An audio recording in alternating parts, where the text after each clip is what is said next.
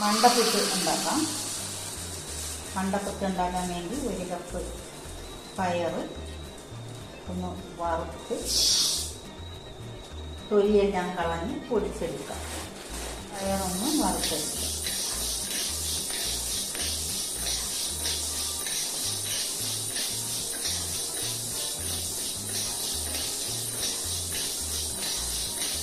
വേറൊരു പാത്രത്തിലോട്ട് മാറ്റാം.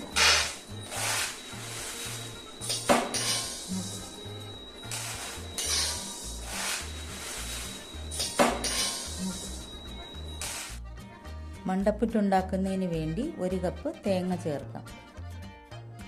1.5 കപ്പ് പൊടിച്ച ശർക്കര ചേർക്കാം. ആവശ്യത്തിന് ശർക്കര കൂട്ടുകയോ കുറയ്ക്കുകയോ ചെയ്യാം.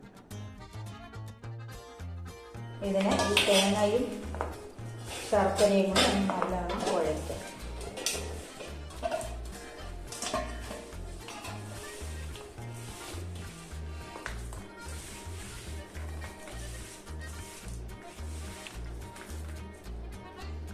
ഒരു കപ്പ് അരിപ്പൊടി, ഇത് പുട്ടിന്റെ പൊടിയാണ്.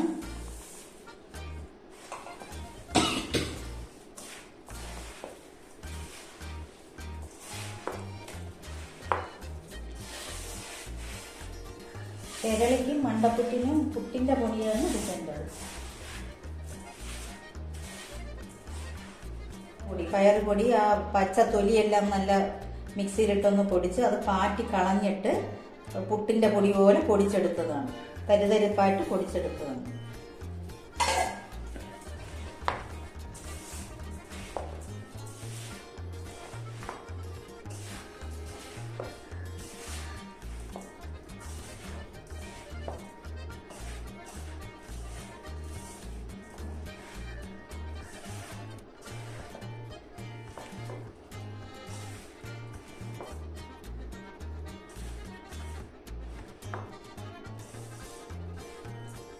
കുറച്ച് നെയ്യ് ഒഴിച്ചു കൊടുക്കാം.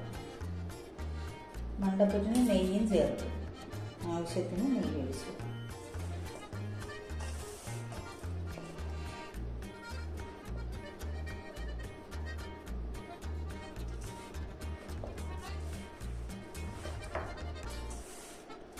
ഇതിൽ ഒരു 2 ടേബിൾ സ്പൂൺ അളവിൽ കുറച്ച് വെള്ളം ഒഴിച്ചു കൊടുക്കുക. ഇത് കുറച്ച് ഇങ്ങനെ കുഴഞ്ഞ് വരാനൊക്കെ പാടായതുകൊണ്ട് കുറച്ച്, ഒരുപാട് കൂടി പോകരുത്.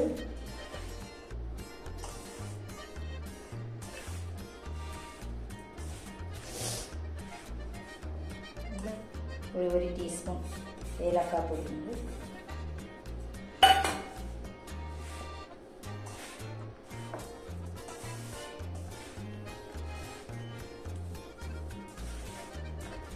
ഇതിങ്ങനെ ഉരുട്ടി നോക്കണം. അപ്പോൾ അത് ഉരുണ്ട് വരെയാണെങ്കിൽ ആ വെള്ളം അത്രയും മതി.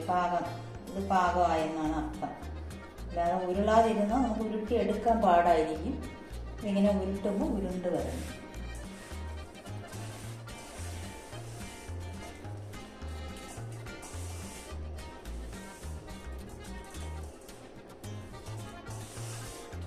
പാകത്തിന് കുഴഞ്ഞു വന്നിട്ടുണ്ട് എന്ന് നമുക്ക് ഉരുട്ടിയെടുക്കാം. ഇങ്ങനെ ഉരുട്ടുമ്പോൾ അറിയാൻ പറ്റും.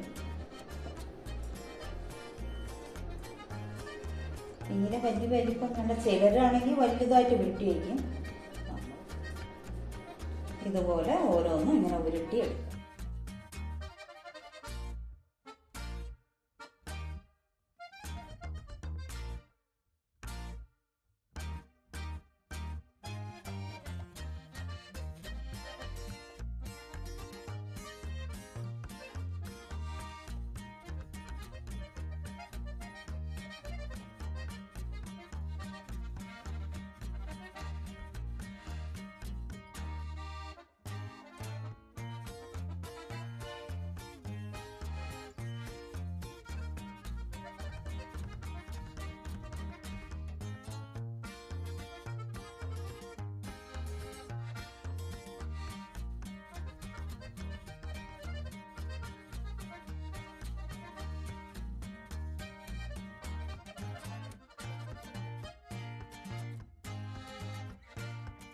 നാല് ആറ് എട്ടെണ്ണം ഉണ്ട് മൊത്തം.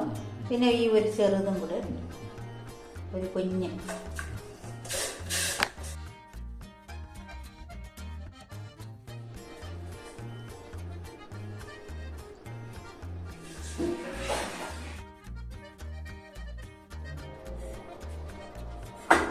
ഒരു അടപ്പ് വയ്ക്കാം. അടപ്പ് വെച്ചിട്ട് അതിൻ്റെ പുറത്ത് ഇതിനെ വെച്ചു.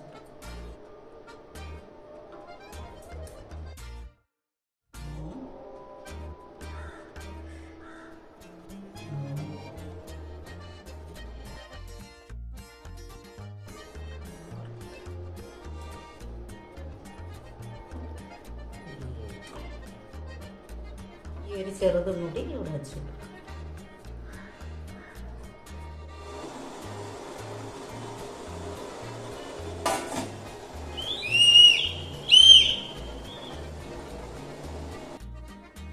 ഇരുപത്തഞ്ച് മിനിറ്റ് വേവിച്ചെടുക്കാം. ആദ്യത്തെ 10 മിനിറ്റ് ഫുൾ ഫ്ലെയിമിലും ബാക്കി 15 മിനിറ്റ് മീഡിയം ഫ്ലെയിമിലും വേവിച്ചെടുക്കാം.